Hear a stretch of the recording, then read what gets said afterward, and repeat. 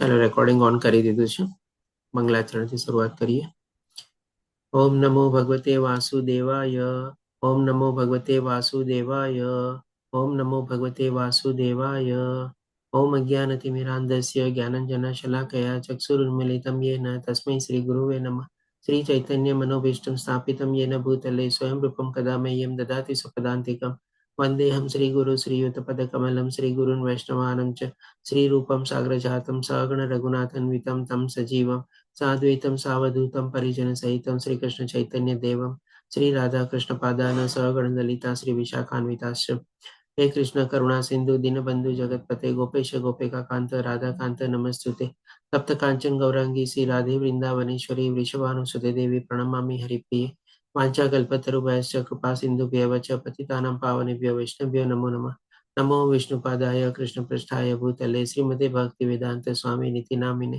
नमस्ते सरस्वती देवे गौरवाणी प्रचारिणे निर्विशेष शून्यवादी पाश्चात्य देशतारिणे. जय श्री कृष्ण चैतन्य प्रभु नित्यानंद श्री अद्वैत गदाधर श्रीवासादि गौर भक्त वृंद. हरे कृष्ण कृष्ण कृष्ण हरे हरे हरे राम राम राम हरे हरे. श्रीला प्रभुपाद की जय. श्री राधा गोविंद प्रणाम. हरे कृष्ण सर्वे ने. તો ગઈકાલે આપણે 15મો અધ્યાય કમ્પ્લીટ કરેલો. આજે આપણે 16મો અધ્યાય લઈશું, તેનું નામ છે દૈવાસુર સંપદ વિભાગ્યો. આ અધ્યાયમાં ભગવાન આપણને બતાવશે કે દૈવી પ્રકૃતિવાળા માણસો કેવા હોય છે, આસુરી પ્રકૃતિવાળાના કેવા દુર્ગુણો હોય છે.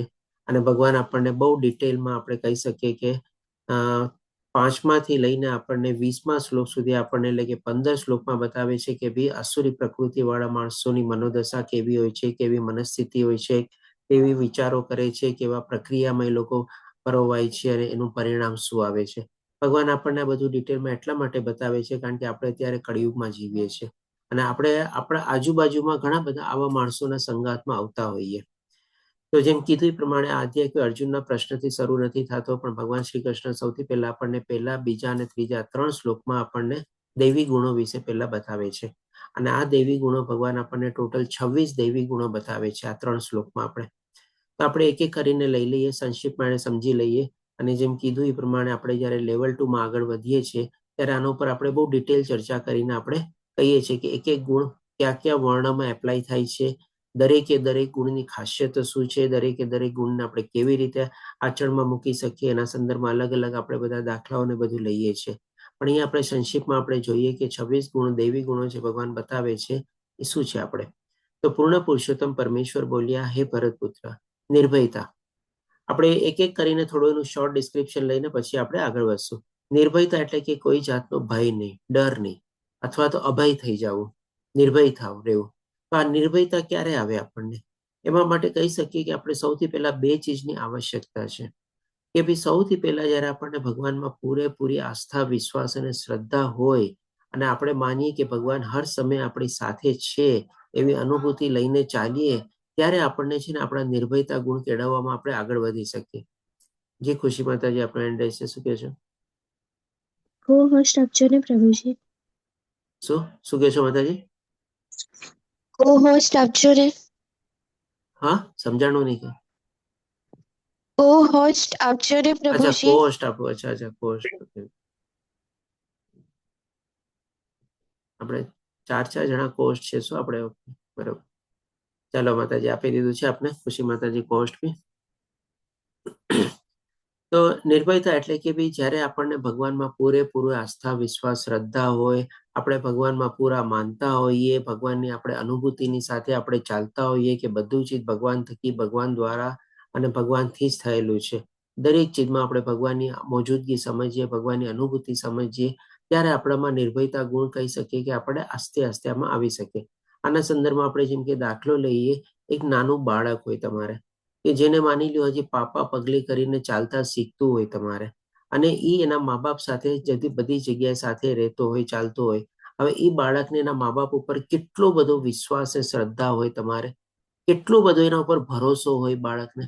જરાક એને મા બાપ કંઈક આડાવડા થાય અને બાળક એકલું પડે, કેવો પોતે એને ભય લાગતો હોય છે તમારે કે હું ક્યાં ખોવાઈ ગયો, એકલો પડી ગયો, મારા મમ્મી પપ્પા ક્યાં વયા ગયા તમારે. જો આપણે પણ ભગવાનની સાથે આવી અનુભૂતિથી ચાલીએ ને, કારણ કે આપણે પણ તો ભગવાનના બાળક જ છીએ ને, આપણે પણ ભગવાનના સંતાન જ છીએ. આપણને 15મા અધ્યાયના 7મા શ્લોકમાં પણ ભગવાન આપણને એ જ કહે છે કે આ બધા જે જીવો છે મારા સંતાનો છે. તો આપણે પણ જો નાના બાળક જેવી અનુભૂતિ લઈને આપણે આ ચાલીએ એમાં ખોટું બી શું છે? આપણને બધાને શું છે, જેમ જેમ આપણે મોટા થઈએ આપણને થોડો ઘણો અહંકાર આવી જાય છે. હવે તો હું મોટો થઈ ગયો, હવે તો મને આ આવડી ગયું, હવે તો મને એમ આવડી ગયું, હવે તો એકલો કરી શકું છું, મને કોઈની જરૂરત નથી.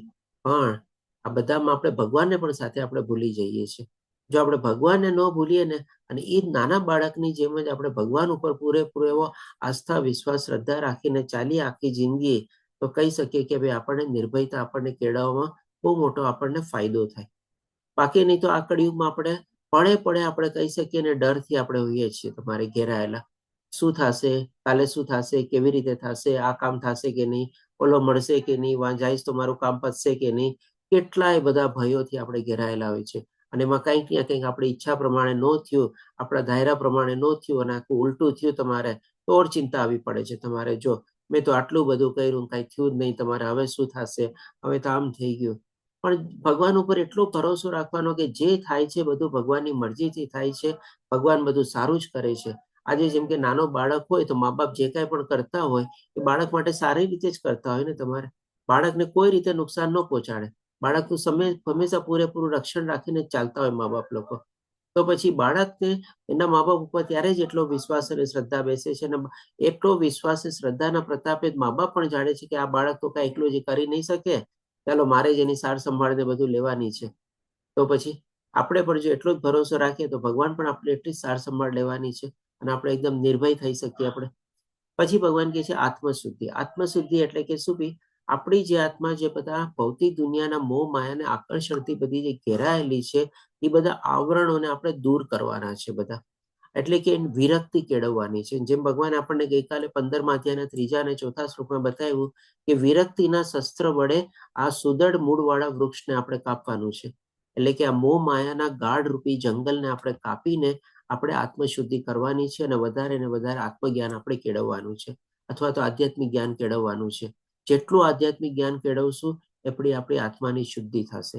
જેટલું ભગવાનમાં મન પરોવશું એટલું આપણે કહી શકીએ કે આપણે સ્વચ્છતા અથવા તો આપણે પવિત્રતા તરફ આપણે આગળ વધશું. પછી આવે છે આધ્યાત્મિક જ્ઞાનનું સંવર્ધન. એટલે કે આ જ થઈ ગયું કે ભાઈ આત્મશુદ્ધિ માટે આપણે આધ્યાત્મિક જ્ઞાન જેટલું વધારશું આપણને એમાં આગળ દ્રઢતા નિશ્ચયપૂર્વક આપણે એમાં આગળ વધી શકશું. પછી દાન. હવે દાન એવી છે 3 ચીજ જે આપણે કહી શકીએ ને, આ 26 ગુણમાં ભગવાન આપણને બતાવે છે, યજ્ઞ, તપ અને દાન. અને આ ચીજ છે ને ભગવાન આપણને આવતીકાલે જયારે તમે 17મો અધ્યાય લેશો શ્રદ્ધાત્રેય વિભાગ યોગ, એમાં ભગવાન ઓર ડિટેલમાં આપણને બતાવે છે. તો આ 3 ચીજ આપણે જો થોડી ઘણી આવતા અધ્યાયમાં આપણે છોડી દેશું કે જેથી કરીને આપણે ડિટેલમાં સમજી શકશું. પણ શોર્ટમાં એ કહી શકીએ કે દાન આપણે બધી રીતે જ્યાં હોઈ શકે ત્યાં આપણી યથાશક્તિ પ્રમાણે આપણે આપણું દાન આપવું જોઈએ.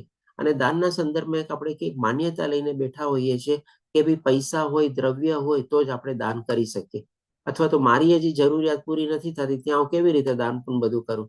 પણ આ એક માન્યતા આપણી ઘણી ખરી છે ને આજના ટાઈમ પ્રમાણે આપણે કહીએ ને કે ભાઈ એટલી વ્યાજબી નથી.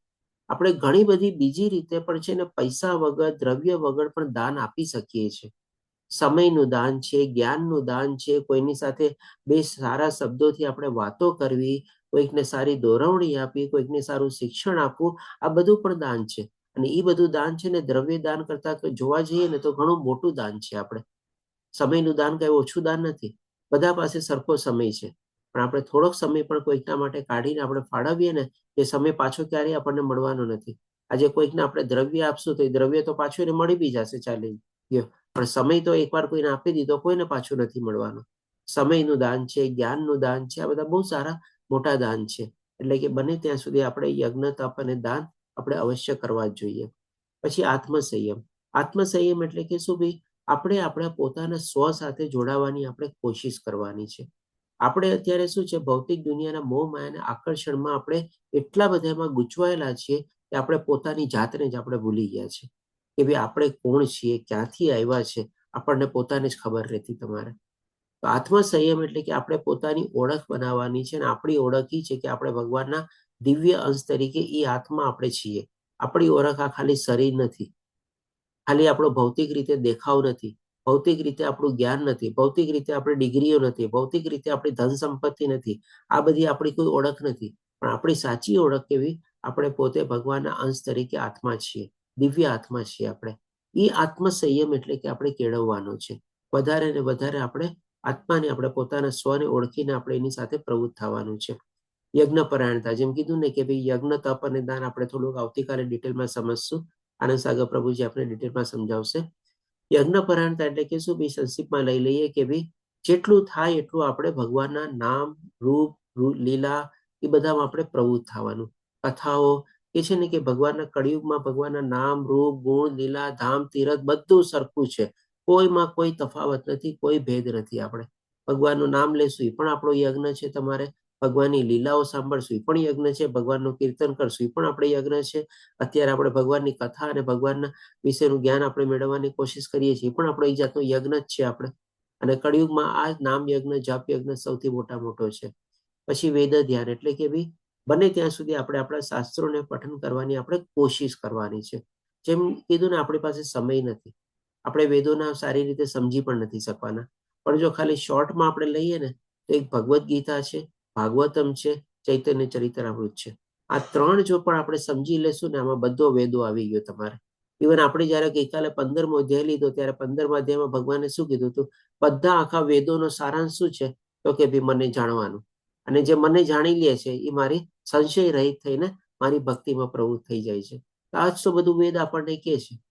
હવે આ જો આપણે કરવા માંડીએ તો પછી આપણી પાસે એટલો સમય નથી, અને આપણી પાસે એટલી બુદ્ધિ નથી, એટલું જ્ઞાન નથી, એટલે આપણી સંસ્કૃતમાં એટલી કે પારંગતા નથી કે આપણે એ બધા વેદોને આપણે સમજી શકીએ, એક એક શ્લોકનો એનો ગુહ્ય મિનિંગ સમજી શકીએ. પણ આ શક્ય ને કે વાંચવાના સંદર્ભમાં ભગવદ્ ગીતા, ભાગવતમ અને ચૈતન્ય ચરિતામૃત પણ જો આપણે સારી રીતે સમજી લઈએ અને એનું પઠન કરીએ ડેઇલીના બેસિસ ઉપર, તો પણ એ આપણે વેદો ધ્યાનને બધું એમાં આવી ગયું. પછી તપશ્ચર્યા જેમ કીધું કે ભાઈ આપણે શરીરનું તપ, મનનું તપ અને વાણીનું તપ, 3 તપ બતાવે છે, જે ભગવાન આપણને આવતીકાલે 17મા અધ્યાયમાં બતાવશે. એટલે કે આ બધી ચીજ આપણે કરવી જોઈએ. આમાં જેમ કે શરીરના આપણે 1-2 દાખલા લઈએ. શરીરનું તપ શું છે? આપણે કે ભાઈ આપણે ભગવાનના તીર્થધામમાં જવું, જે કાંઈ પણ આપણે બધું આપણે કહીએ ને કે ભાઈ વાર વર્તોલા આપણે કરીએ, એ પણ આપણે શરીરની તપસ્યા છે. આપણે એકાદશીના વ્રત કરવા, આપણે પછી આપણે ભગવાનના જે બધા ઉત્સવો આવે એમાં આપણે શારીરિક રીતે પોતે ઇન્વોલ્વ થઈને આપણે એમાં બધું આપણે ઉત્સવ મનાવવામાં પણ આપણે સારી રીતે એમાં પ્રવૃત્ત થઈ શકીએ. પણ એક આપણે કહી શકીએ કે ભાઈ શારીરિક તપસ્યા જ છે. પછી મનની તપસ્યા એટલે કે ભાઈ મન ઉપર કાબુ મેળવવો, મનને કંટ્રોલમાં રાખવું, મનને આજુબાજુ ભટકવા ન દેવું, એ બધું મનની તપસ્યા થઈ ગઈ. વાણીની તપસ્યા એટલે કે ભાઈ જ્યાં બને એટલું જરૂર હોય એટલું જ આપણે બોલવાનું. વધારે પડતું બોલીને બકબક કરીને કોઈ ફાયદો નથી આપણે. કારણ કે એક રીતે જોવા જઈએ ને તો આપણે જે બોલીએ છીએ ને બધું બેકાર જ છે, કોઈ કરતા કોઈ કામનું નથી. આપણે શું બોલીએ છીએ? મારા હિસાબે તો આમ થવું હતું, મારા હિસાબે તો એમ થવું હતું, મેં તો આમ વિચાર્યું હતું, મેં તો એમ વિચાર્યું હતું, આમ કર્યું, ભલે આમ કર્યું, આમ કર્યું, આ બધું વિચારીએ છીએ. કારણ કે જો આપણે પાસ્ટ માટે બોલતા હશું તો એ બોલવાની જરૂર નથી. આપણે જે થઈ ગયું એ થઈ ગયું, એના માટે બોલીને શું ફાયદો હવે તમારે? અને જે આપણે ક્યારેક ભવિષ્ય માટે વિચારતા હોઈએ છીએ તો ભવિષ્ય આપણને ખબર નથી, તો એના માટે પણ બોલીને શું ફાયદો તમારે? આપણે જે કહેશું એ ભવિષ્યમાં થવાનું છે એવી કોઈ ખાતરી છે આપણે તમારે? તો પછી આપણે બોલીએ છીએ શું તમારે? આપણે તમે જો આખો દિવસ તમે આપણે જે કાંઈ પણ શબ્દોને બધું વાપરતા હશું, કાં તો આપણે પાસ્ટ વિશે બોલતા હશું, કાં પછી ફ્યુચર વિશે બોલતા હશું. લીવ ઇન નાવ જે કે છે ને, અત્યારમાં જે જીવવાનું આપણે, એ તો આપણે બહુ ઓછું જ જીવીએ છીએ તમારે. અને આવું બધું નિરર્થક બોલીને આપણને કોઈ મતલબ નથી. આપણે તમારે ભૂતકાળ વિશે બી બોલીને ફાયદો નથી, અને ભવિષ્ય વિશે પણ આગાહી કરીને આપણને કોઈ ફાયદો નથી. તો પછી બોલવું શું કામે? આપણે આપણી વાણીની તપસ્યા થઈ ગઈ. પછી સાદાઈ એટલે કે ભાઈ લાઈફમાં સિમ્પ્લિસિટી કે છે ને કે હાઈ થિંકિંગ, અને એવો કંઈક કહેવત છે તમારે, મને ત્યારે બરાબર નથી યાદ આવતી તમારે. ઓકે, જે હોય કે ભાઈ આપણે જીવનમાં સાદાઈ તરીકે રહેવાનું છે. એટલે કે ભાઈ બહુ ભપકો નથી કરવાનો, બહુ દેખાડો નથી કરવાનો, બહુ આપણે કહે ને કે ભાઈ આપણે શું કે છે? હા, બરાબર, જે માતાજી, simple living and high thinking, A quotation સરસ મજાનું કોટેશન છે ને આપણે કે ભાઈ તમે ઉચ્ચ વિચારો ધરાવો. ઉચ્ચ વિચારો એટલે કે શું? ભાઈ તમે કોણ છો, ક્યાંથી આવ્યા છો, કોની પાસે જવાનું છે, કેવી રીતે આપણે લક્ષ્ય પ્રાપ્ત કરવાનું છે, બધા ઉચ્ચતર વિચારો છે. ઉચ્ચતર વિચારમાં આપણે એમને સમજવાનું કે ભાઈ હું મોટો બંગલો લઈ લઉં ને મોટી ગાડી લઈ લઉં ને આમ કરું તેમ કરું, એ બધા ઉચ્ચતર વિચાર નથી. પણ ઉચ્ચતર વિચાર મનુષ્યના જીવનના ઉદ્દેશને સાર્થક કરવો, એ જ આપણો ઉચ્ચ વિચાર છે. અને એના માટે આપણે સાદાઈથી જીવવાનું છે. એટલે કે મોહ માયાના બધા આપણે આકર્ષણોથી આપણે પોતાની જાતને બચાવવાના છે. આપણે ખોટી આપણે કહીએ ને કે ભાઈ બધી જીતોમાં આપણે તણાવવાની જરૂર નથી. કંઈક નવું મોડલ નીકળ્યું કે કંઈક નવી ફેશન નીકળી, તરત ને તરત ચાલો લેવા ભાગી ગયા આપણે. આ બધી સાદાઈના વાલા નથી તમારે, પણ એનાથી દૂર રહેવાનું. મારે જરૂરત જ નથી, મારે શું કામે જવું એના માટે. તમારે ઈ સાદાઈતા છે તમારે. પછી અહિંસા. અહિંસા એટલે કે ભાઈ ડેફિનેટલી કોઈ જીવ હત્યા નથી કરવાની. પછી બીજી અહિંસા એટલે કે ભાઈ આપણે આપણી વાણીથી, આપણા વર્તનથી સામેવાળાને એને કે આઘાત લાગે કે ખોટું લાગે કે એનું મન દુઃખ થાય, એ પણ એક જાતની અહિંસા છે.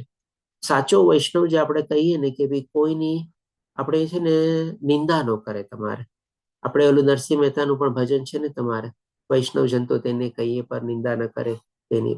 તો એ આપણે કોઈને કે અહિંસા એટલે કે અહિંસાનો ખાલી જીવ હત્યા કરવી ત્યાં સુધી સીમિત નથી. બીજા લોકોને કોઈ પણ રીતે મન દુઃખ પહોંચાડવું એ પણ એક જાતની હિંસા છે. અને ત્રીજી અહિંસા આપણે એ રીતે લઈ શકીએ કે આપણે કોઈના ભક્તિ માર્ગમાં કે કોઈના આધ્યાત્મિક માર્ગમાં ક્યારેક અવરોધક બનીએ, ક્યારેક કોઈક એવો પાણો નાખીએ કે એને આપણે અટકાવીએ તમારે, તો એ પણ એક જાતની અહિંસા છે. પછી સત્યતા. સત્યતા એટલે કે ભાઈ આપણે જાણીએ છીએ કે ભાઈ બને ત્યાં સુધી આપણે હંમેશા સાચાનો જ પક્ષે રહેવાનું છે. આપણે બને ત્યાં સુધી એટલા માટે શબ્દો વાપરીએ છીએ કારણ કે અત્યારે કલયુગ છે. આપણે કહીએ ને કે બહુ નાની નાની ચીજોને છે ને આપણે ડે ટુ ડે લાઈફમાં આપણે ઘણું ખોટું બોલતા હોઈએ છીએ તમારે. અને આપણે આપણી લાઈફસ્ટાઈલમાં વણી લીધું છે. આપણે દાખલા તરીકે લઈએ કે માની લો આપણે સવારના પૂરમાં હોઈએ, આપણો મોબાઈલ ચાલુ હોય અને કદાચ કોઈકનો કોઈ ફોન આવી ગયો અને આપણે ફોન ન લેવો હોય તમારે, આપણે તરત શું કહીએ? આપણી વાઈફને કહીએ કે છોકરાને કહીએ, કહી દે કે હું બાથરૂમમાં છું, કહી દે કે હું નીચે ગયો છું, કહી દે કે હું બહાર ગયો છું. તમારે આપણે ખોટું નથી બોલતા, પણ એના કરતા તો વધારે આપણે બીજાના મોઢે આપણે ખોટું બોલાવીએ છીએ. તમારે આ બધું પણ શું આપણે કહે ને કે લાઈફમાં આપણે કેટલું કેઝ્યુઅલી લઈ લીધું છે. હવે એમાં શું છે? હવે કહી દીધું, હવે શું ફરક પડવાનો છે? But this is not thing actually. આપણે એ બધી ચીજ પણ આપણે અવોઇડ કરવી જોઈએ. આપણે બને ત્યાં સુધી છે ને કે ભાઈ કીધું ને કે ભાઈ શાંત રહી જવાનું, ચૂપ રહી જવાનું, અથવા તો અર્ધ સત્ય બોલી દેવાનું તમારે, બસ.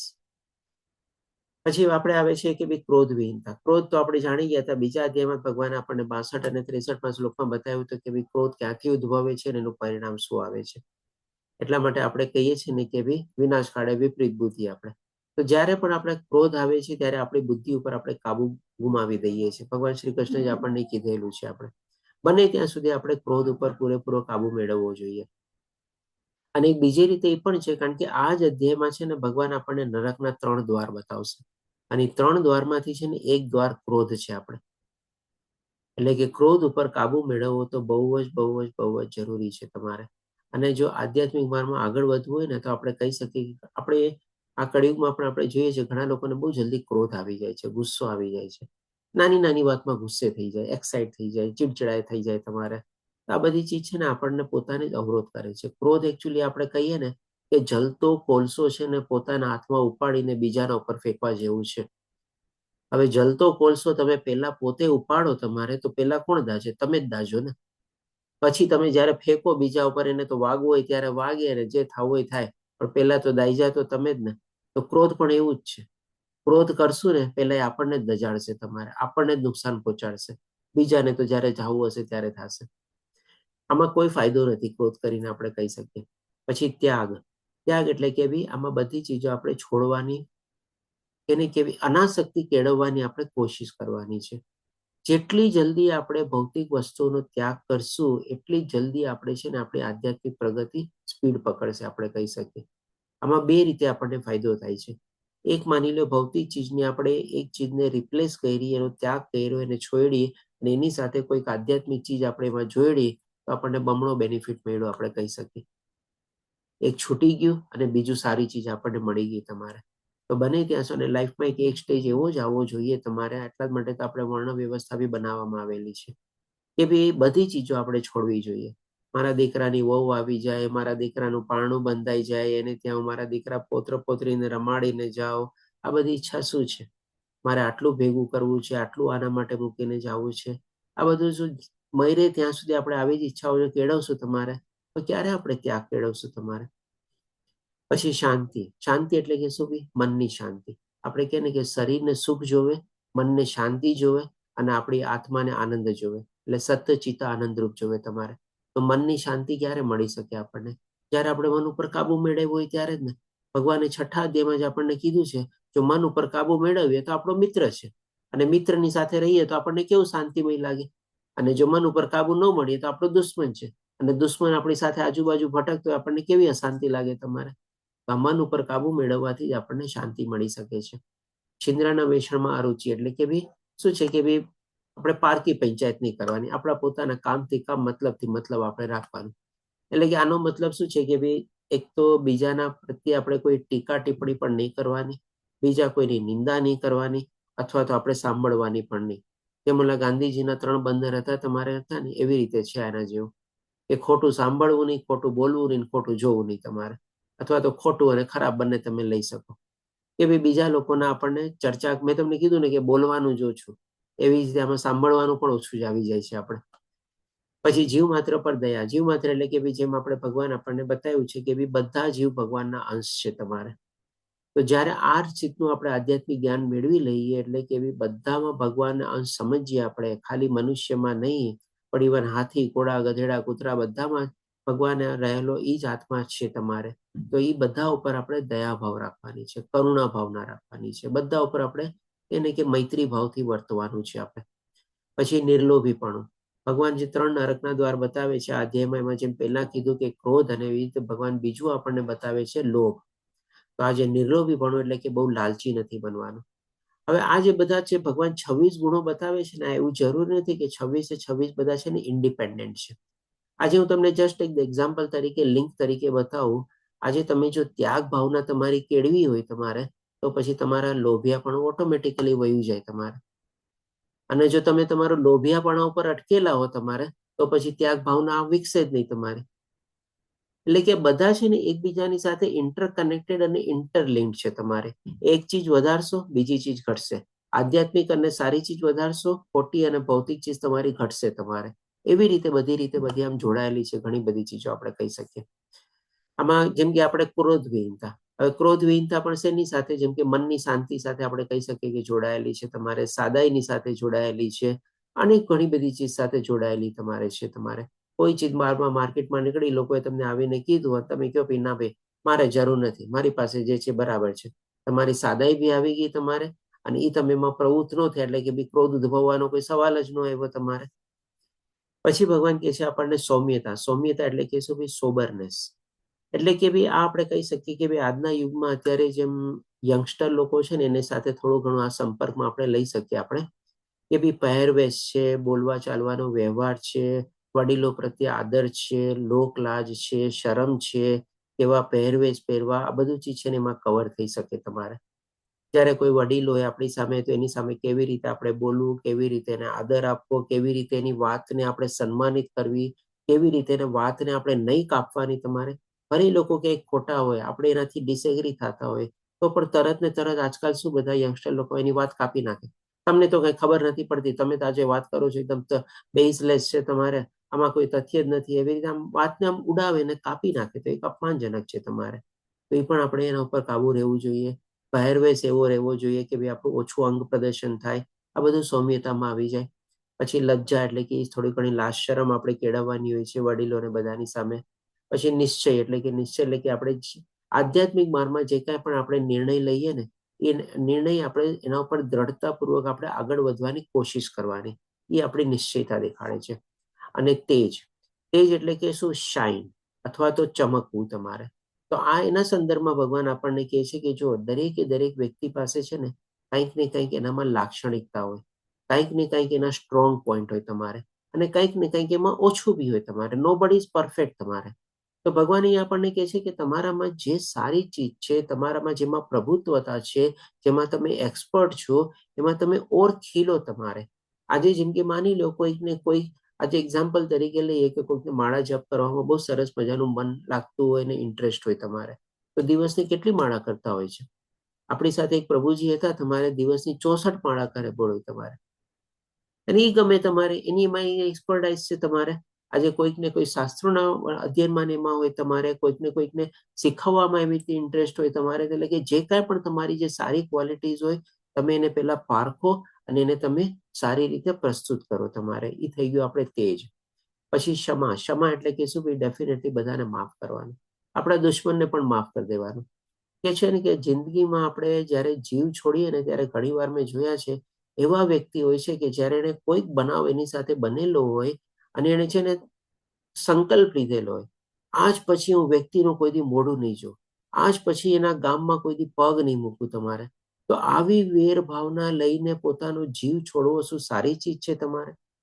હું તો કોઈ જ્યારે આપણને આધ્યાત્મિક જ્ઞાન મળે ને, આવા કોઈ માની લો ભૂલે ચૂકે પણ આપણે નિર્ણય લઈ લીધા હોય ને, સામે ચાલીને એ વ્યક્તિને જઈને કહી દેવાનું, ભાઈ સોરી, મને માફ કરી દે. આપણે નાના નથી થઈ જવાના તમારે. આપણે ઉલટાના હલકા થઈ જશું તમારે. આપણા મનમાં જે આપણે બધું ભારી લઈને ચાલીએ છીએ ને, બધો દબદબો લઈને ચાલતા હોઈએ ને, કે એને કોઈ દી માફ નહીં કરવું, એના પ્રત્યે આમ નહીં કરવું, એને આમ કરી દીધું, તેમ કરી દીધું. એકવાર આપણે એ વ્યક્તિને સામે જઈને કહી દેશું ને, વાંક આપણો હોય કે એનો હોય, આપણો વધારે હોય કે એનો વધારે હોય, માફી માંગી લેવાની. એટલા સરસ આપણને કે ને કે મનથી શાંતિ મળશે, એટલા હલકા થઈ જશું આપણને કે વાત ન પૂછો. સામેવાળો વ્યક્તિ આપણને માફ કરે છે કે ના કરે એ આપણે જોવાનું નથી. ઉલટાનું એ પછી ભારે થઈ જશે, એનો બોજ વધી જશે તમારે. પણ આપણે એકદમ શાંતિથી જીવશું તમારે. એટલે કે ને લાઈફમાં હંમેશા બધાને માફ કરી દેવાનું આપણે. અને એવા કોઈ ગાંઠ બાંધીને તો પર્ટિક્યુલરલી રાખવાનું જ નહીં. પછી ધૈર્ય. ધૈર્ય એટલે કે ભાઈ, જો આધ્યાત્મિક માર્ગમાં આપણે આગળ વધવું હોય ને તો પેશન્સ રાખવી જ પડે. આજે સવારે જસ્ટ આપણે એક પાર્ટિસિપન્ટ કોણ પેલા જોડાયેલા હતા, મારા ખ્યાલ ત્યાં કદાચ કીર્તિ માતાજી જ હતા, જોડાયેલા હતા. અને જસ્ટ પૂછ્યું કે ભાઈ પહેલી વાર જોડાયેલા છે? એમણે કીધું હા પહેલી વાર જોડાયેલા છે. મેં કીધું ભાઈ શું પરિવર્તન આવ્યો, કેવો રહ્યો અનુભવ? એમણે કીધું અનુભવ તો સારો રહ્યો, પરિવર્તન તો અત્યારે તરત ખબર ન પડે.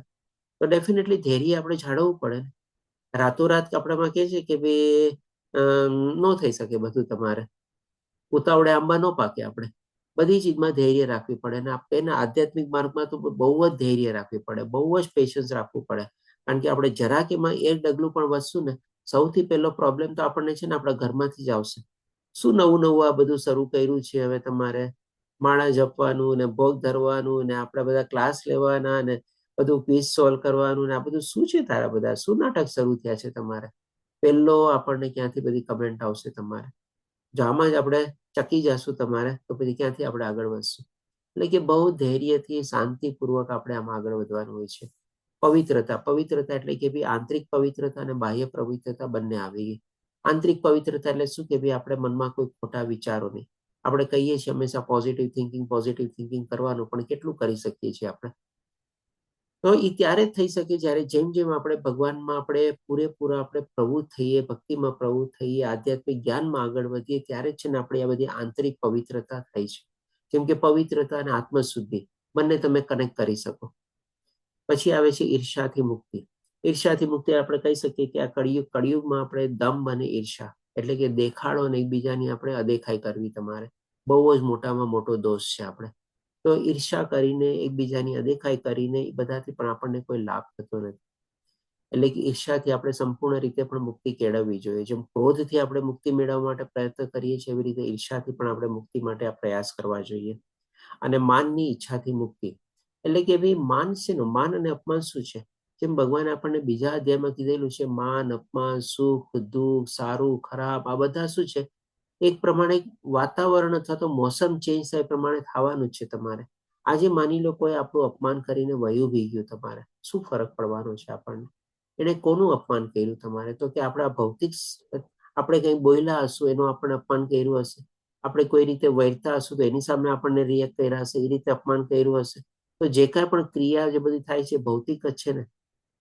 તો એ ભૌતિક ક્રિયાઓને બધાને અપમાન માન સમજીને આપણે શું કામ એટલું બધું આપણે મન દુઃખ લગાડવું જોઈએ તમારે? અથવા તો માનની પણ આશા ન રાખવી જોઈએ. ક્યાંક માન મળે તોય ઠીક છે, ન મળે તોય શું છે તમારે? માન લઈને ક્યાં આપણે સાથે જવાનું છે? માન આપણે લેશું અને આપણે એને સ્વીકારશું તો આપણો અહંકાર વધશે. નુકસાન તો આપણને થયું ને. ઉલટાનું કોઈ આપણા વખાણ કરે, કોઈ માન આપે ને તોય આપણે છે ને પાસ ઓન કરી દેવાના. અરે ભાઈ હું શું કહું, મારી તો કોઈ લાયકાત નથી, મારી કોઈ કાબેલિયત નથી, આ તો ભગવાનની કૃપા છે બસ, એના કારણે આ થઈ રહ્યું છે બસ. આ તો મારી સાથે આ બધા લોકોનો સાથ સહકાર છે એટલે હું થોડો ઘણો પ્રયાસ કરી રહ્યો છું બસ. બધું બાટી દો, બધું આપી દો, બધું પાસ ઓન કરી દો. કોઈ માન આપે તો પણ જો આપણે લેશું તો આપણને કીધું એ પ્રમાણે આપણો અહંકાર વધશે. નુકસાન આપણને થયું ને એને તો કઈ નથી થવાનું તમારે. તો આ રીતે ભગવાન આપણને કહે છે આ સર્વ શું છે? તો કે ભાઈ દિવ્ય ગુણો છે. આ બધા દિવ્ય ગુણો છે જે ભગવાન કહે છે કે દૈવી પ્રકૃતિ વાળા દેવતુલ્ય પુરુષોમાં જોવા મળે છે. એટલે કે ભગવાન એટલી હદ સુધી આપણને બતાવે છે કે જે મનુષ્ય આ બધા દૈવી ગુણો પોતાની અંદર જો સંપન્ન કરી લે તો એઝ ગુડ એઝ દેવી દેવતા જેવા થઈ જાય છે તમારે. એટલા સારા સતોગુણમાં પોતે પોતાનું જીવન પ્રવૃત્ત કરતા હોય છે. આ બધા શું છે, આપણે 26 ગુણો જે ભગવાને બતાવ્યા એ આપણે પોતે કેળવવા માટે પ્રયાસ તો કરી શકીએ, પણ અલ્ટિમેટલી તો એ ભગવાનની કૃપા ઉપર જ ડિપેન્ડ છે તમારે. ભગવાનની કૃપા થાય ત્યારે જ આ બધામાં આપણે આગળ વધી શકીએ. તો આ રીતે ભગવાન આપણને પહેલા, બીજા, ત્રીજા શ્લોકમાં આપણને દૈવી ગુણો બતાવે છે. અને હવે ભગવાન આપણને કહી શકીએ કે ભાઈ અસુરીના લોકો ગુણ તો નહીં પણ આપણે દુર્ગુણ પરથી આગળ વધે છે. તો ભગવાન સૌથી પહેલા ચોથા શ્લોકમાં આપણને કહે છે કે હે પાર્થ, દંભ, ઘમંડ, અભિમાન, ક્રોધ, કઠોરતા તથા અજ્ઞાન, એટલે કે 6 ચીજ ભગવાને આપણને અહીંયા બતાવી. આ શું કહે છે ભગવાન? તો કે આસુરી પ્રકૃતિ માણસોના દુર્ગુણો છે, એટલે ગુણો છે. મિનિટ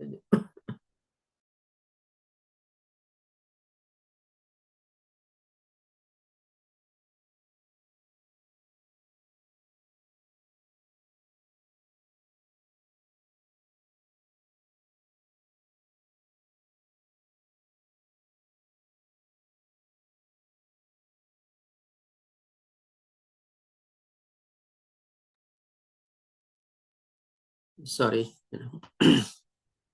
આજે એકચ્યુઅલી મારે અહીંયા થોડી ઠંડી વધારે થઈ ગઈ છે. ઓકે, તો આ ભગવાન જે 6 ચીજ બતાવે છે કે ભાઈ દંભ એટલે કે દેખાડો, ઘમંડ અને અભિમાન. ઘમંડ અને અભિમાન આપણે કહી શકીએ કે બે વચ્ચે બહુ પાતળી રેખા છે. આપણે ઘમંડ શું છે કે ભાઈ આપણે કોઈ જે ભૌતિક ચીજ વસ્તુ હોય ને એનો આપણે ઘણીવાર ઘમંડ કરીએ છીએ. ભાઈ પૈસો હોય આપણી પાસે, ઘણી બધી સંપત્તિ હોય તમારે, ઘણા બધા આપણને કહે ને કે ભાઈ બાકી બધી સુવિધાઓ ને બધી આપણી પાસે ઉપલબ્ધિ હોય તમારે, ભૌતિક દુનિયાનું બધું ઘણું બધું આપણે ભેગું કર્યું હોય, તો એ બધી ભૌતિક સંપત્તિ જ્યારે અથવા તો જેનું ફિઝિકલ એક્ઝિસ્ટન્સ છે એના ઉપર જ્યારે આપણે કરીએ છીએ એ આપણે ઘમંડ તરીકે હોય છે. અને અભિમાન એટલે કે શું ભાઈ, જેનું ફિઝિકલ એક્ઝિસ્ટન્સ નથી હોતું. આના સંદર્ભમાં શું છે, જેમ કે ઘણા લોકોને એના જ્ઞાનનો અભિમાન હોય છે તમારે. હવે જ્ઞાનનું કોઈ ફિઝિકલ એક્ઝિસ્ટન્સ ન હોય. આજે બે માણસને તમે ઊભા રાખો, બંને માણસને સરસ મજાના કપડા, સૂટ બૂટ પહેરાવીને ઊભા રાખ્યા, અને એક માણસ છે કે માની લો 10th ફેલ છે તમારે, 10th થી આગળ ભણ્યો જ નથી, અને એક બીજો માણસ છે પીએચડી. તમે એમાં ઓળખી ન શકો તમારે કે કોણ 10th પાસ છે ને કોણ પીએચડી છે, જ્યાં સુધી પોતે કઈ બોલે નહીં કે કઈ કરે નહીં ત્યાં સુધી. ખાલી દેખાવથી તમે એને પારખી ન શકો, કારણ કે એનું ફિઝિકલ એક્ઝિસ્ટન્સ ક્યાંય બહાર નથી આવતું જ્ઞાનનું રૂપમાં. એટલે કે આવું જ્ઞાન છે, ઘણીવાર પોતાના રૂપનો પણ કોઈક લોકોને એવો ઘમંડ અને અભિમાન જેવું થઈ જાય છે. આ બંને રીતે એ રીતે પાતળી રેખા સમજી શકીએ કે ભાઈ ઘમંડ એટલે કે જેનું ફિઝિકલ એક્ઝિસ્ટન્સ હોય છે એના સંદર્ભમાં, અને અભિમાન એટલે કે જેનું ફિઝિકલ એક્ઝિસ્ટન્સ નથી હોતું. આજે ઘણા લોકોને પોતાનો હોદ્દાનો, પોતાનો ખુરશીનો, પોતાના સ્ટેટસનો પણ એ જાતનો અભિમાન હોય છે. અને અભિમાન ક્યારેક ક્યારેક છે ને પોઝિટિવ સેન્સમાં પણ વપરાય છે. જેમ આપણે કહીએ ને કે આપણા દીકરા દીકરીઓ ક્યારેક બહુ હોશિયાર હોય તો આપણે ક્યારેક આપણે બોલીએ કે ભાઈ મને મારા દીકરા ઉપર તો અભિમાન છે, મારા દીકરાએ તો આમ કરેલું છે, તેમ કરેલું છે. એટલે કે બહુ ક્યારેક પોઝિટિવ સેન્સમાં વપરાય છે. પણ એનું પણ જયારે આપણે એક્ઝાગરેટ કરીએ ને, એટલે કે અતિશયોક્તિ કરીએ ને, તો એ જ અભિમાન પાછું છે ને ઘમંડમાં પરિવર્તિત થઈ જાય છે, અને આપણને ખબર બી પડતી નથી. એટલે કે આ બંને વચ્ચે બહુ પાતળી રેખા છે, ઘમંડ અને અભિમાન વચ્ચે. ક્રોધ આપણે સમજી ગયા. કઠોરતા એટલે કે ભાઈ જડતા, હું કહું એટલે આમ જ થવું જોઈએ, મેં આમ કીધું ને તે આમ કેમ કર્યું, મેં આમ કીધું તો તારી આમ કરવાની હિંમત કેમ થઈ. આ બધી કઠોરતા છે આપણે. પછી અજ્ઞાન. અજ્ઞાન એટલે કે ભાઈ અહીંયા ભગવાન આપણને આધ્યાત્મિકના સંદર્ભમાં કહે છે કે ભાઈ આધ્યાત્મિક જ્ઞાન હોવું જોઈએ તમારે. અહીંયા ભગવાન આપણે જ્ઞાન અને અજ્ઞાનનો મતલબ હંમેશા જ્યારે પણ લઈએ ને, હંમેશા આધ્યાત્મિક જ્ઞાનના સંદર્ભમાં લેવાનું છે, ભૌતિક જ્ઞાનના સંદર્ભમાં નહીં. કારણ કે ભૌતિક જ્ઞાન પણ આપણે શરીર નાશ પામશે ને એની સાથે નાશ પામવાનું છે, પણ આધ્યાત્મિક જ્ઞાન આપણે જેટલું કેળવેલું હશે ને એ નાશ નહીં પામે. આપણે આજે તમે ભગવદ્ ગીતાનું જ્ઞાન જેટલું પણ અત્યારે લીધેલું હશે, તમારી આત્મા એટલી આત્મશુદ્ધિ અને આત્મજ્ઞાન સંપન્ન થઈ જશે. તેમાં આગલા શ્લોકમાં ભગવાને દૈવી ગુણો બતાવ્યા ને એમાં આત્મજ્ઞાન સંપન્ન એક ગુણ હતો તમારે. તો જેટલું આધ્યાત્મિક જ્ઞાન આપણે ભેગું કરશું એ બધું જ્ઞાન આપણી સાથે જ હશે, આપણી ઉચ્ચ ગતિમાં આપણને પ્રાપ્ત કરવામાં મદદ કરશે આપણને. એટલે કે અજ્ઞાન એટલે કે ભાઈ આધ્યાત્મિક જ્ઞાનનો અભાવ તમારે. અને આ જે ભગવાન 6 ચીજ બતાવે કે છે કે આ આસુરી પ્રકૃતિ વાળાના બધા દુર્ગુણ છે તમારે. હવે ભગવાન આપણને આ બધી 5મા શ્લોકથી બહુ ડિટેલમાં 20મા શ્લોક સુધી બતાવે છે. એ લોકોની મનસ્થિતિ કેવી હોય છે, મનોદશા કેવી હોય છે, કેવું વિચારતા હોય છે, કેવા કાર્યમાં પ્રવૃત્તા હોય છે. તો આપણે બધાને એના સારાંશના રૂપમાં આપણે અમુક ઇમ્પોર્ટન્ટ શ્લોક લેશું. તો સૌથી પહેલા ભગવાન 5મા શ્લોકમાં એની આપણને ગતિ બતાવી દે છે. કે જે દિવ્ય ગુણો જે છે, જે ભગવાને 26 ગુણો બતાવ્યા એ મોક્ષ તરફ લઈ જનારા છે. એટલે કે આસ્તે આસ્તે આપણે જેમ જેમ દિવ્ય ગુણો આપણે સંપન્ન કરશું, કદાચ દેવતુલ્ય પોઝિશનમાં પણ આપણને મૂકી દેશે અને એનાથી પણ આપણને કદાચ પાર લઈ જશે અને અલ્ટિમેટલી આપણને ભગવાનના ધામ સુધી પણ આપણને પહોંચાડી શકે છે. એટલા માટે ભગવાન કહે છે કે મોક્ષ તરફ આસ્તે આસ્તે આપણને આગળ લઈ જાય છે. અને આસુરી ગુણો જે છે બધા બંધનકારક છે. જેવા કર્મો કર્યા હશે એ પ્રમાણે આપણે બંધાઈ જશું તમારે, અને એ પ્રમાણે આપણો અલગ અલગ યોનિમાંથી આપણે પસાર થશું, અથવા તો અલગ અલગ બધી ચીજો ભોગવવી પડશે આપણે. અને પછી ભગવાન કહે છે, હે પાંડુ પુત્ર, તું ચિંતા કરીશ નહીં, કારણ કે તું દિવ્ય ગુણો સાથે જન્મેલો છે. હવે ભગવાન આ શું કામે અર્જુનને કહે છે? બે કારણસર અર્જુનને કહે છે. કારણ કે હવે જે ભગવાન બધું વર્ણવવાના છે, બધું આસુરી પ્રવૃત્તિ વિશે વર્ણવવાના છે. અને એની પહેલા જ ભગવાન અહીંયા અર્જુનને કહે છે કે તારે ચિંતા કરવાની જરૂર નથી. કારણ કે જ્યારે પછી ભગવાન અસુરી વૃત્તિ બધી વર્ણવશે, ત્યારે અર્જુનને એમ લાગે, અરે હું પણ તો અત્યારે યુદ્ધ ભૂમિમાં ઉભો છું, હું પણ તો બધા લોકોને મારીશ, તો હું શું અસુરી વૃત્તિથી નથી કરતો? એવા બધા કર્મ નહીં કરું તમારે, એવી બધી મારી સ્થિતિ નહીં થાય તમારે. એટલા માટે ભગવાન એને પહેલા જ અહીંયા સાવધાન કહે છે કે તારી બધી ચિંતા કરવાની જરૂર નથી. અને બીજું કારણના રૂપમાં ભગવાન શું બતાવે છે કે ભાઈ દિવ્ય ગુણો સાથે જન્મેલો છે. તો આપણે જાણીએ છીએ કે જે બધા પાંડુ પુત્રો હતા, તમારે પાંચે ભાઈઓ હતા, યુધિષ્ઠિર, ભીમ, અર્જુન, નકુલ, સહદેવ, માદ્રી અને કુંતીને છે ને બધી દૈવી સાધનાના દ્વારા દૈવી પુત્રો બધા પ્રાપ્ત થયેલા હતા. જેમ કે અર્જુન કોણ છે? તો કે અર્જુન દિવ્ય ઇન્દ્રનો પુત્ર ગણાય છે આપણે. પછી યુધિષ્ઠિર કોણ છે? તો કે ભાઈ યમરાજના પુત્ર તરીકે ગણાય છે. ભીમ કોણ છે? તો કે પવન પુત્ર તરીકે ગણાય છે. હનુમાનજીના પુત્ર તરીકે ગણાય છે. આ બધા શું છે? બધા દૈવી પુત્રો તરીકે છે. નકુલ અને સહદેવ પણ કોણ છે? તો કે ભાઈ આપણે અશ્વિની પુત્ર તરીકે છે. એટલે કે આ બધા દિવ્ય ગુણો સાથે જન્મેલા છે. એટલા માટે ભગવાન અહીંયા બે કારણસર એને બતાવે છે કે તારે તે બધું ડરવાની જરૂર નથી, તારે યુદ્ધ તો કરવાનું જ છે, અને તું બધું છોડી દે, કારણ કે તમે બધા ઓલરેડી દિવ્ય ગુણો સાથે જન્મેલા છો. હવે ભગવાન છઠ્ઠા શ્લોકથી જે બધી આસુરી વૃત્તિઓ વર્ણવે છે, આપણે એને સંક્ષિપ્તમાં લઈ લઈએ. તો 7મા શ્લોકમાં ભગવાન આપણને કહે છે કે જે લોકો આસુરી છે તેઓ જાણતા નથી કે શું કરવું જોઈએ અને શું ન કરવું જોઈએ. તો અહીંયા ફોટો પણ છે ને ઘણું બધું આપણને કહી જાય છે. આપણે કહી શકીએ કે આપણા યંગસ્ટર જનરેશન જે છે, તમારે આજના યંગ જનરેશનમાં આપણે કેટલા લોકોને ભગવદ્ ગીતા વિશે જ્ઞાન હશે? તમે કહો મને. કેટલા લોકોએ ભગવદ્ ગીતા વાંચી હશે તમારે? કેટલા લોકોને આપણા કહીએ ને કે ભાઈ સંસ્કાર વિશે, આપણી આધ્યાત્મિકતા વિશે, આપણી સંસ્કૃતિ વિશે, આપણી ધાર્મિકતા વિશે આ બધું જ્ઞાન હશે? આજે આપણા યંગસ્ટર લોકોનો ઘણી વાર તમે આપણે કહીએ ને કે ઓલા બધા મજાક મસ્તી વાળા જે ઓલા વિડીયો બી આવતા હોય છે ને, ત્યારે પૂછે છે ને કે ભાઈ રામના જે 4 ભાઈઓ હતા, 4 ભાઈઓના નામ બોલો તો. કદાચ એ પણ નથી આવતા તમારે. ઘણી વાર તો એવા એવા ટચુકડા આવે છે તમારે, રમૂજી આવે છે કે ભાઈ રામ ને હનુમાન જે છે બંને ભાઈ હતા તમારે. બોલો, એવા બધું કે, કારણ કે 4 ભાઈના નામ પૂછે, 4 તો યાદ નહીં, રામ લક્ષ્મણ હજી યાદ આવી જાય, કારણ કે રામ લક્ષ્મણ જાનકી ત્રણેયને એક સાથે જોતા હોય, ક્યારેક મંદિરમાં ગયા હોય અને ઓલા નીચે હનુમાનજી નામ નીચે બેઠેલા જોઈએ ને, ઓય હનુમાનજીના ભાઈ છે તમારે, નામ ખૂટે છે ને, ચાલો હનુમાનજી નાખી દેવું. એટલે આવા ઘણા બધા આપણને મળે છે તમારે. પિતાનું તો નામ જ છોડી દો, રામજીના પિતાનું નામ ઘણી વાર ખબર નથી હોતી તમારે. એટલે કે ટૂંકમાં શું છે, આ બધું જ્ઞાન એ લોકોમાં હોતું નથી તમારે. હા, થોડું ઘણું ભૌતિક જ્ઞાન મેળવેલું હોય છે તમારે, અને એના પ્રતાપે શું છે, સારી એવી થોડી ઘણી એ પણ ભગવાનની કૃપા છે. ઇન્કમ વધી ગઈ હોય છે, લાખોમાં ઇન્કમ થઈ ગઈ હોય છે, પૈસા આવી ગયા છે, જ્ઞાન આવી ગયું છે, હોદ્દો મળી ગયો છે, સ્ટેટસ મળી ગયું છે, પોતાની ઇન્ડિપેન્ડન્સ મળી ગઈ છે, સ્વતંત્રતા મળી ગઈ છે. હવે શું કરે છે? એનો દુરુપયોગ કરે છે તમારે. એટલે કે ભાઈ ભગવાન કહે છે કે તેઓમાં નથી પવિત્રતા, નથી ઉચિત આચરણ, કે નથી સત્ય જોવા મળતું. શું કરવું, શું ન કરવું, કેવી રીતે આપણે જીવન જીવવું જોઈએ, આ જીવનનો ઉદ્દેશ શું છે, કે જે આપણે કમાઈએ છીએ કોની કૃપાથી કમાવીએ છીએ, અહંકારના હિસાબે કેળવે છે. આ તો મેં કર્યું, મેં આટલી મોટી ડિગ્રી મેળવીને આવી રીતે કર્યું, તેમ કર્યું. ભગવાનની કૃપા વગર કાંઈ ન થઈ શકે તમારે. એટલે કે આ બધું સત્ય જોવા મળતું નથી લોકોને. પછી ભગવાન હવે આગળ બતાવતા આપણને 8મા શ્લોકમાં કહે છે કે તેઓ એટલે કોણ? તો કે આસુરી પ્રવૃત્તિ વાળા લોકો. તેઓ છે કે આ જગત મિથ્યા છે. ક્યારેક ક્યારેક એવું જ્ઞાની લોકો એવું પ્રાપ્ત કરેલું હોય છે ને કે ભાઈ આધ્યાત્મિક જ્ઞાનને પણ છે ને ખોટી રીતે એ લોકો યુઝ કરે છે. હવે આ જગત મિથ્યા કેવી રીતે હોઈ શકે? તમે મને કહો. આ જગતની સૃષ્ટિનું સર્જન કોણે કરેલું છે? ભગવાને કરેલું છે. તો ભગવાન કોઈ ચીજ મિથ્યા અથવા તો બેકાર ચીજનું સર્જન કરે છે તમારે? નો જ કરે ને. એટલે કે એ લોકોની ધારણા એવી હોય છે કે ભાઈ આ જગત મિથ્યા છે, ખોટું છે, ત્યારે કેવા કોઈ થાકીને હારીને કંટાળી ગયા હોય તો આવી રીતે કે ને કે એવા શબ્દો વાપરીને એક રીતે ગાળના રૂપમાં જે લોકો યુઝ કરતા હોય છે તમારે. અને પછી હવે કોઈ ચીજને ખોટી સાબિત કરવી હોય તો તમારે પણ એની સામે કઈ પોતાની થિયોરી મૂકવી પડે ને. ઓલો માણસ શું કે ઠીક છે, ચાલ તારી વાત સાચી, જગત મિથ્યા છે.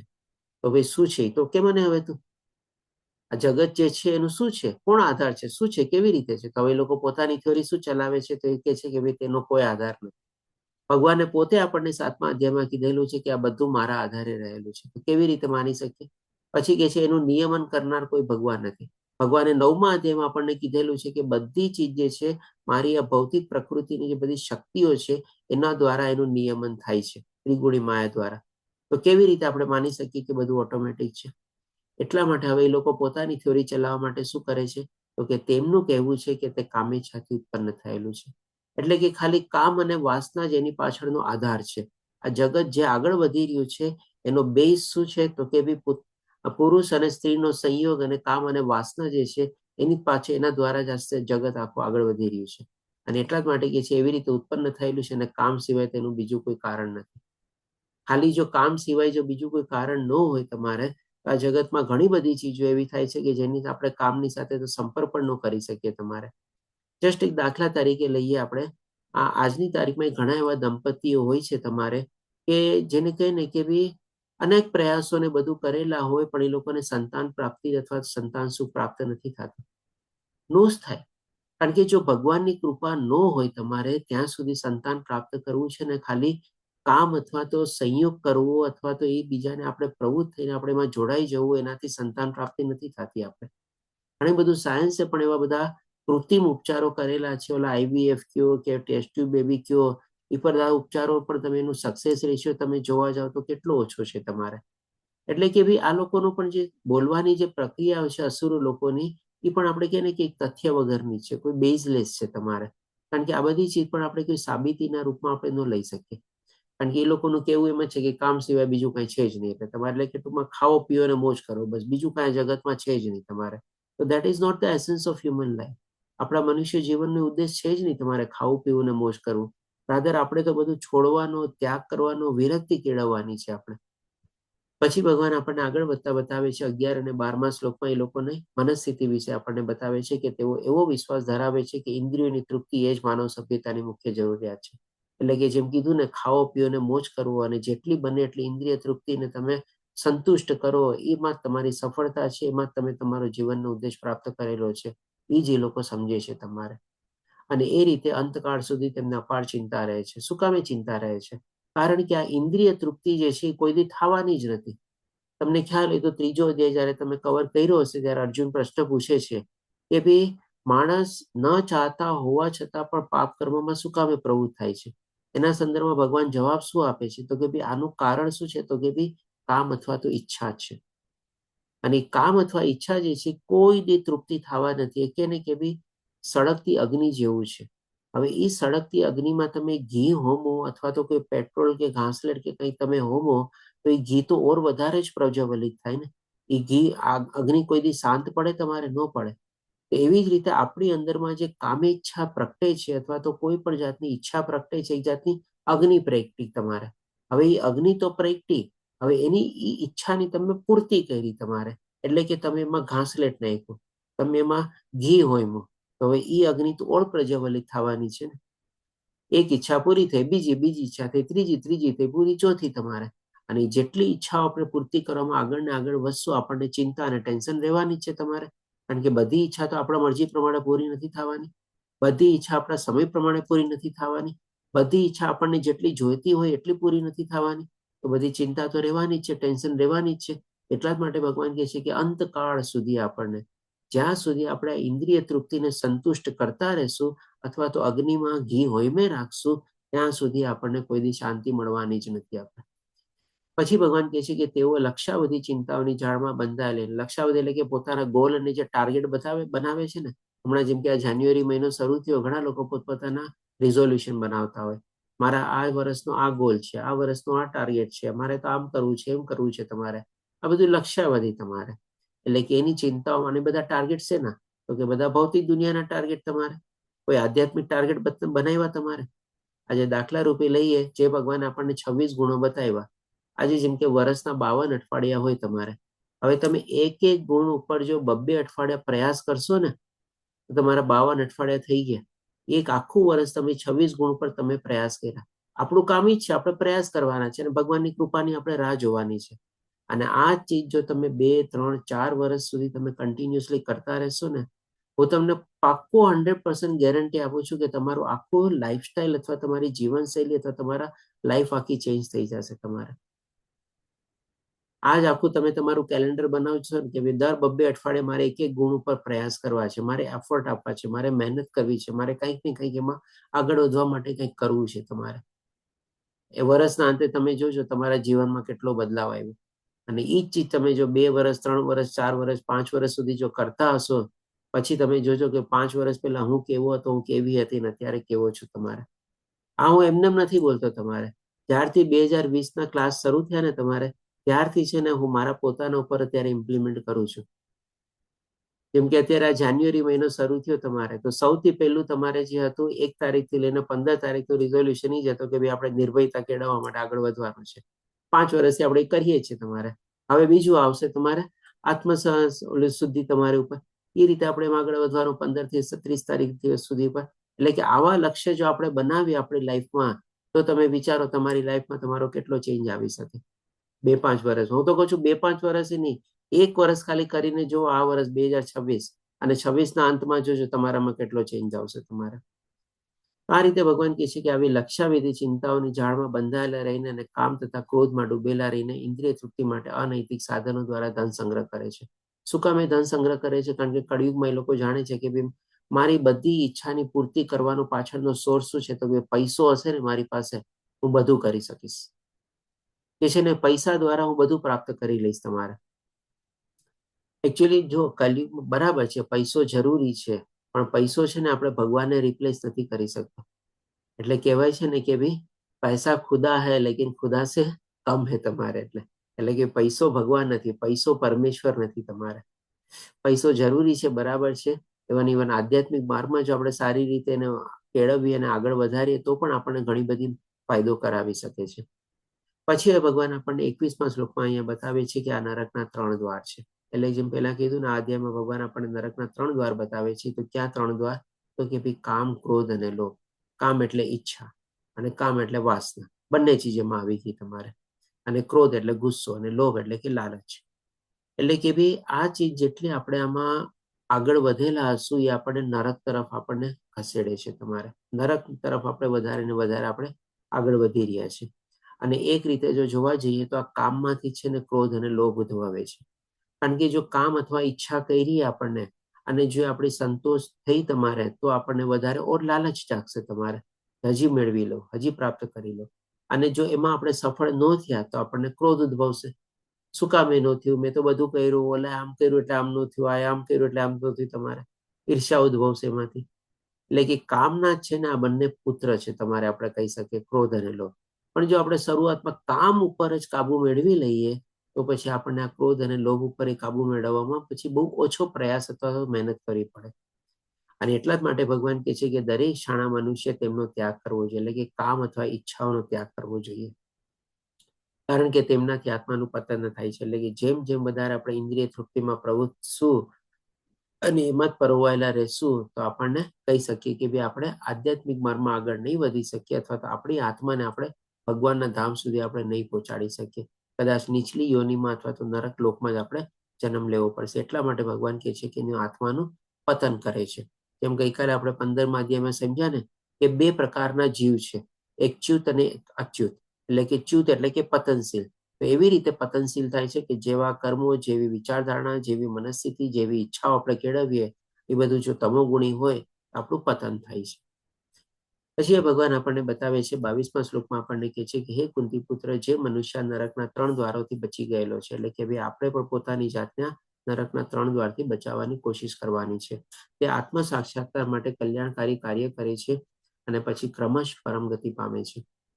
આપણે આ 3 દ્વારથી કેવી રીતે બચી શકીએ? આપણે જેમ કે શું છે, દાખલા તરીકે લઈએ, આપણે રાતના સૂતા હોઈએ ત્યારે આપણે કેટલી બધી કાળજી રાખીએ છીએ. મેઇન ડોર કેટલો બધો આપણે લોક કરીએ છીએ, તમારે સ્ટોપર મારીએ, તાળું મારીએ, ઓલું કોલાપ્સિબલ ગેટ મારીએ, ઓલા જૂના જમાનાના ગેટ હોય તો ઓલો પાછળથી આપણે એને ધોકોમાં લગાવીએ, તમારે બધું કરીએ છીએ ને.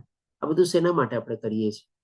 એક તો કે ભાઈ આપણી જાનહાનિ ન થાય તમારે, અને બીજું શેના માટે? તો કે ભાઈ આપણી ધન સંપત્તિને બધાનું રક્ષણ કરવા માટે. તો આ બંને ચીજ આપણે કહી શકીએ કે ભાઈ કેટલું આપણે મૂર્ખામી ભર્યું કામ કરીએ છીએ. આપણી જાનહાનિ એટલે કે આપણા શરીરનું રક્ષણ કરવા માટે આપણે કરીએ છીએ. તો હવે આ જો શરીર તો એક દિવસ જવાનું જ છે તમારે, તો એટલા બધા તાળા કૂચી, એટલા બધા લોક સિસ્ટમ કરવાની શું જરૂર? બીજું ધન સંપત્તિ, ધન સંપત્તિના રક્ષણ માટે કરીએ છીએ. તો ધન સંપત્તિ પણ શું આપણે સાથે લઈને જવાના છીએ? એના માટે પણ આપણે કેટલું બધી તકેદારી કરીએ છીએ, કેટલા બધા સીસીટીવી કેમેરા લગાડીએ છીએ, સિક્યુરિટી ગાર્ડ રાખીએ છીએ, બધું કરીએ છીએ તમારે.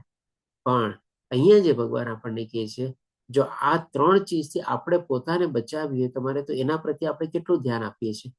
આપણે કહીએ ને કે જે ભગવાને આપણને 3 ચીજ બતાવી, કામ, ક્રોધ અને લોભ, એને ઉપાડીને આપણે એવી જગ્યાએ ફેંકી દેવાનું, એની ચાવી જ કોઈ દી આપણને મળે નહીં તમારે. અથવા તો એવી જગ્યાએ બંધ કરી દેવાનું કે જેથી આપણને એની ચાવી જ ગોતવાની જરૂર ન પડે, ચાવી ફેંકી દેવાની તમારે. તો આપણે કેટલું સરસ રીતે આપણે બચી ગયા તમારે. અને એ જો આપણે કરશું તમારે, તો આપણે જે સૌથી સારું સંરક્ષણ આપણે કર્યું, આપણી આત્માને આપણે પતન થતા આપણે બચાવ્યું.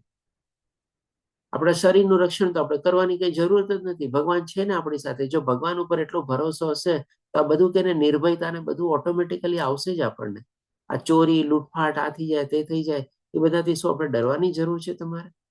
આપણો સૌથી વધારે તો ડર આપણે કે ભાઈ આપણી આત્માનું પતન ન થવું જોઈએ, એ ભગવાન અહીંયા આપણને કહે છે. એટલા માટે કહે છે આ નરકના 3 દ્વારોથી બચી ગયેલું હોય છે. એટલે કે આવી રીતે જો આપણે પોતાનું રક્ષણ કરશું તો એના ફળ પ્રત્યે આપણને ભગવાન કહે છે કે આત્મ સાક્ષાત્કાર માટે કલ્યાણકારી કાર્ય કર્યા. કલ્યાણકારી એટલે કે શું? પરોપકારી કાર્ય નહીં, પણ આપણા આત્માના કલ્યાણ માટે. અને આત્માનું કલ્યાણ શેમાં છે? તો કે ભાઈ એ આત્મા જે ભગવાનથી વિખૂટી પડેલી છે અને આ ભૌતિક દુનિયામાં ખોવાયેલી છે, જન્મ મૃત્યુ જરા વ્યાધિમાંથી પસાર થાય છે ચક્કરમાંથી, એમાંથી એને છૂટી કરીને એમાં એનું કલ્યાણ કરીને ભગવાનના ધામ સુધી એને પહોંચાડવાની છે તમારે. આજે જેમ કે સ્કૂલમાંથી કોઈ બાળક નીકળવું હોય તમારે, ક્યારેક કોઈ વહેલી છૂટી થઈ જાય અને મા બાપ મોડા પડ્યા કે ન આવી શક્યા, તમારે બાળક શું કરે? ચાલો હું એકલો વયો જાઉં. હવે રસ્તામાં ભૂલી ભટકી ગયો હોય તમારે, તો એ બાળકને સાચું કર્મ શું કરવાનું? તો કે ભાઈ એ ભૂલી ભટકેલા બાળકને આપણે આંગળી પકડીને એના મા બાપને એના ઘરે પહોંચાડવાની તમારે. આપણે પણ તો ભગવાનના ભૂલા ભટકેલા સંતાનો જ છીએ ને. આપણે પણ તો એકબીજાની આંગળી પકડીને આપણે બધા ભગવાનના ધામ સુધી પહોંચવાનું છે. એમાં જ આપણું કલ્યાણ છે તમારે. એટલા માટે ભગવાન કહે છે કે કલ્યાણકારી કાર્ય કરે છે અને પછી ક્રમશ એટલે કે આસ્તે આસ્તે પરમ ગતિ પામે છે. પરમ ગતિ એટલે કે ભગવાનના ધામમાં પહોંચવાની. અને હવે પછી ભગવાન આપણને છેલ્લે 23મા શ્લોકમાં કહે છે કે જે મનુષ્ય શાસ્ત્રના આદેશોની અવહેલના કરે છે અને પોતાની ધૂનમાં આવે તે મનસ્વી વર્તન કરે છે, તે નથી સિદ્ધિ પામતો, નથી સુખ પામતો કે નથી પરમ ગતિ પામતો. હવે આ જે ભગવાન બતાવે છે ને, હવે આમાંથી છે ને અર્જુનના પ્રશ્નો ઉદ્ભવે છે કે જેના ઉપરથી આપણે, તમે કાલે જયારે આવતીકાલે 17મો અધ્યાય શ્રદ્ધાત્રય વિભાગ યોગ લેશો, એમાં તરત અર્જુન ભગવાનને પ્રશ્ન પૂછશે કે જે લોકો શાસ્ત્રોની અવહેલના કરે છે અને પોતાના મનગઢત પ્રમાણેનું આચરણ કરે છે, તો એ ક્યાં ગુણવાળો કહેવાય? સતોગુણ કહેવાય, રજોગુણી કહેવાય કે તમોગુણી કહેવાય? અર્જુનનો તરત આ શ્લોકમાંથી તરત પ્રશ્ન ઉદ્ભવે છે અને એના ઉપર જ આખો જે 17મો અધ્યાય શ્રદ્ધાત્રય વિભાગ યોગ છે આધારિત છે. આપણે પણ ટૂંકમાં ખાલી આપણે એટલું અહીંયા સમજી લેવાનું છે કે ભાઈ શાસ્ત્ર જે છે ને એના આપણે ઉપર સંપૂર્ણ આપણે ભરોસો રાખવાનો છે. એટલે કે ભગવાન, શાસ્ત્ર પણ ભગવાન જ છે તમારા. આજે ભાગવતમ જે છે ભગવાન જ છે. ભગવદ્ ગીતા પણ ભગવાને જ દીધેલું જ્ઞાન છે. ભગવાનના નામ, રૂપ, ગુણ, લીલા, ધામ, તીર્થધામ અને શાસ્ત્રો, એ બધામાં કોઈ જાતનો કોઈ ફેર નથી તમારે. બધું સરખું છે તમારે. 100% આપણે એમાં વિશ્વાસ રાખવાનો છે. અને એમાં જ આપણે બધું પ્રદર્શિત કરેલું હોય તમારે, અથવા તો જે વર્ણવેલું હોય આપણે એને ફોલો કરવાનું છે. તો ભગવાન કહે છે કે બીજું ન ફોલો કરીએ આપણે તો નથી સિદ્ધિ પામતો, નથી સુખ પામતો કે નથી પરમ ગતિ પામતો. તો આ રીતે આપણો અહીંયા 16મો અધ્યાય શ્રદ્ધાત્રય વિભાગ, દેવાસુર સંપત્તિ વિભાગ પૂરો થાય છે. પ્રશ્ન હોય તો કોઈને લઈ શકીએ છીએ આપણે. વાંચા કલ્પતરુભ્યશ્ચ કૃપા સિંધુભ્યઃ એવ ચ પતિતાનાં પાવનેભ્યો વૈષ્ણવ્યો નમો નમઃ. હરે કૃષ્ણ કૃષ્ણ કૃષ્ણ હરે હરે, હરે રામ રામ રામ હરે હરે. શ્રીલા પ્રભુપાદ કી જય. શ્રી રાધા ગોવિંદ પ્રણામ. હરે કૃષ્ણ સર્વેને. કોઈને કોઈ પ્રશ્ન હોય તો બોલો.